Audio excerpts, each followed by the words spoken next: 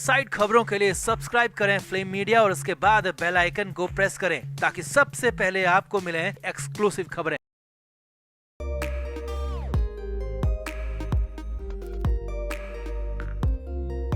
तो बड़ी बड़ी 5 गारंटी के साथ महाविकास आघाड़ी ने अपने गठबंधन का घोषणा पत्र जारी कर दिया। महाराष्ट्र से जुड़े चुनावी मैनिफेस्टो को जारी करने के लिए दिल्ली से खुद मल्लिकार्जुन खड़गे मुंबई पहुंचे और खुद आगे बढ़कर घोषणा पत्र जारी किया। अब कांग्रेस के बड़े नेता खड़गे को मेन लीड में देखकर उद्धव ठाकरे और शरद पवार बुरी तरह बिदक गए और कार्यक्रम से बीच में ही उठकर चले गए, जिसके बाद तो जमकर तमाशा देखने को मिला। मौजूद मीडिया कर्मी और कार्यकर्ता घोषणा पत्र की कम और इस तमाशे की चर्चा ज्यादा करते दिखे। तो आपको भी महाविकास आघाड़ी का घोषणा पत्र भी दिखाते हैं, साथ ही साथ उद्धव ठाकरे और शरद पवार का पूरा ड्रामा भी दिखाते हैं। आप भी वीडियो को शेयर करें और अपनी राय कमेंट बॉक्स में जरूर दें।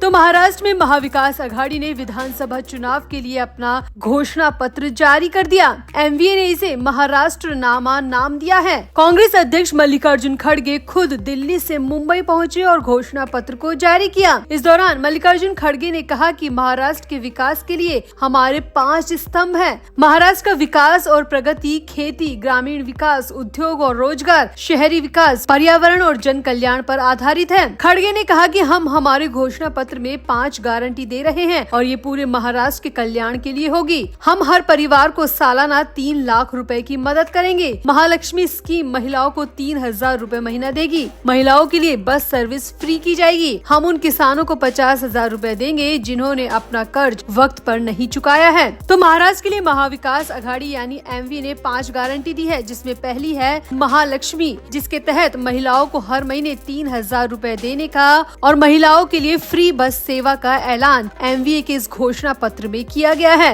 वहीं दूसरे नंबर पर कुटुंब रक्षा को रखा गया है, जिसके तहत एमवीए ने अपने घोषणा पत्र में 25 लाख रुपए तक स्वास्थ्य बीमा और मुफ्त दवा का ऐलान अपने घोषणा पत्र के जरिए किया है। तीसरे नंबर पर कृषि समृद्धि को रखा है, जिसके तहत किसानों का 3 लाख रुपए तक का कर्ज माफ होगा। नियमित कर्ज चुकाने पर 50,000 रुपए का प्रोत्साहन भी दिया जाएगा। ये एमवीए के मैनिफेस्टो में तीसरे नंबर पर रखा गया है। वहीं चौथे नंबर की बात करें तो एमवीए के घोषणा पत्र में चौथे नंबर पर युवाओं को वचन दिया गया है, जिसके तहत बेरोजगार युवाओं को हर महीने 4,000 रुपए की आर्थिक मदद का ऐलान इस घोषणा पत्र के जरिए किया गया है। वहीं 5वें नंबर पर इस घोषणा पत्र में समानता की गारंटी दी गई है, यानी कि जातिगत जनगणना की जाएगी और 50% आरक्षण की सीमा हटाई जाएगी। ये ऐलान एमवीए के घोषणा पत्र में किया गया है। अब घोषणा पत्र को जारी करते हुए मल्लिकार्जुन खड़गे ने महायुति सरकार और केंद्र की मोदी सरकार पर कई निशाने भी साधे, मगर असली तमाशा तो उस वक्त देखने को मिला जब घोषणा पत्र जारी करने के लिए कांग्रेस अध्यक्ष मल्लिकार्जुन खड़गे पहुंचे और खड़गे ने वहां पहुंचते ही मेन लीड में अपनी जगह ले ली, यानी कि वो बिल्कुल सेंटर में खड़े हो गए और घोषणा पत्र को जारी करने की पूरी जिम्मेदारी खुद के कंधों पर ले ली। जिस घोषणा पत्र को बनाने के लिए उद्धव ठाकरे और शरद पवार इतने महीनों से जुटे थे, उनको वहाँ पर पूछा भी नहीं गया और कांग्रेस के नेताओं ने तुरंत मल्लिकार्जुन खड़गे को सेंटर में खड़ा कर दिया और घोषणा पत्र उनके हाथ में थमा दिया ताकि घोषणा पत्र उनके हाथों से ही जारी किया जाए। यानी कि ये घोषणा पत्र पूरी तरह से एमवीए का लग ही नहीं रहा था, बल्कि कांग्रेस का लग रहा था और इसी बात से उद्धव ठाकरे और शरद पवार बुरी तरह खफा हो गए। वहाँ मौजूद मीडिया की माने तो उद्धव ठाकरे और शरद पवार घोषणा पत्र को जारी करने के लिए पहुंचे थे, लेकिन उन्हें जैसे ही पता चला कि घोषणा पत्र खड़गे द्वारा जारी किया जा रहा है और खड़गे को ही सेंटर में प्लेस दी जा रही है, इसके बाद उद्धव ठाकरे और शरद पवार कार्यक्रम को बीच में छोड़कर ही चले गए। हालांकि उद्धव ठाकरे की तरफ से संजय राउत और शरद पवार की तरफ से सिर्फ सुप्रिया सुले ही वहाँ पर नजर आई, बाकी वहाँ सब कांग्रेस के ही नेताओं की चल रही थी। कांग्रेस के ही नेता नजर आ रहे थे और सबसे सेंटर में मल्लिकार्जुन खड़गे ही नजर आ रहे थे। यानी कि यहाँ पर साफ साफ दिख रहा था कि ये मैनिफेस्टो, ये घोषणा पत्र महाविकास आघाड़ी का नहीं है, बल्कि सिर्फ और सिर्फ कांग्रेस का है और इसी बात से शरद पवार और उद्धव ठाकरे बिदक गए और कार्यक्रम को बीच में ही छोड़कर चले गए। वहाँ पर मौजूद मीडिया की माने तो वहाँ पर कार्यकर्ता और नेता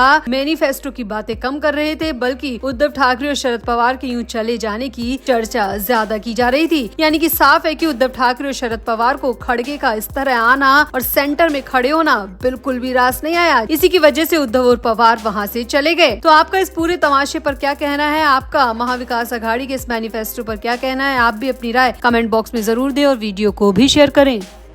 तो महाराष्ट्र विधानसभा चुनाव को लेकर सियासी पारा चढ़ा हुआ है। बीजेपी के नेतृत्व वाली महायुति हो या फिर उद्धव ठाकरे वाली एमवीए, दोनों ही आक्रामक चुनाव प्रचार कर रहे हैं। एक तरफ जहां लगातार एमवीए में खटपट की खबरें आ रही है, वहीं उद्धव गुट की पार्टी की नाराजगी की खबरें भी लगातार आ रही है। तो दूसरी तरफ सवाल ये भी उठ रहा है कि क्या चुनाव के बाद उद्धव ठाकरे बीजेपी में जाने की प्लानिंग कर रहे हैं, क्योंकि उद्धव ठाकरे ने हालिया रैली में कई बार बीजेपी का नाम लिया। न सिर्फ बीजेपी का नाम लिया बल्कि बीजेपी के साथ गुजारी 2.5 साल की सरकार का बार बार जिक्र किया, जिसकी ना तो कोई वजह है और ना ही कोई लिंक अप। लेकिन फिर भी उद्धव ठाकरे ने बार बार अपने 2.5 साल के उसी पीरियड को याद किया जिसमें उन्होंने बीजेपी के साथ सरकार चलाई थी। उद्धव ठाकरे अपने हालिया बयानों में बीजेपी के किसी भी तरह की आलोचना को नहीं कर रहे हैं, बल्कि बीजेपी संग गुजारे 2.5 साल की बात बार बार कर रहे हैं। यानी कि इससे साफ लग रहा है कि उद्धव ठाकरे के मन ही मन में चल रहा है कि चुनाव के नतीजों के बाद वो बीजेपी के साथ मिलकर सरकार बनाए, क्योंकि उद्धव ठाकरे जनता के सामने अपनी चुनावी रैलियों में बार बार उसी सरकार की बात कर रहे हैं जिसमें उद्धव ठाकरे ने बीजेपी संग सरकार चलाई थी। लेकिन उद्धव ठाकरे के इन बयानों से अब बीजेपी भी तंग आ चुकी है और बीजेपी ने साफ किनारा कर लिया है कि वो उद्धव ठाकरे के साथ किसी भी तरह के समझौते को तैयार नहीं है। केंद्रीय मंत्री पीयूष गोयल ने स्पष्ट बयान में कहा कि उनकी पार्टी दूर दूर तक उद्धव ठाकरे के साथ समझौता करने के मूड में नहीं है। हम वो गलती दोहरा नहीं सकते जो हमने की है। हम उद्धव पर भरोसा करने की महा गलती नहीं कर सकते।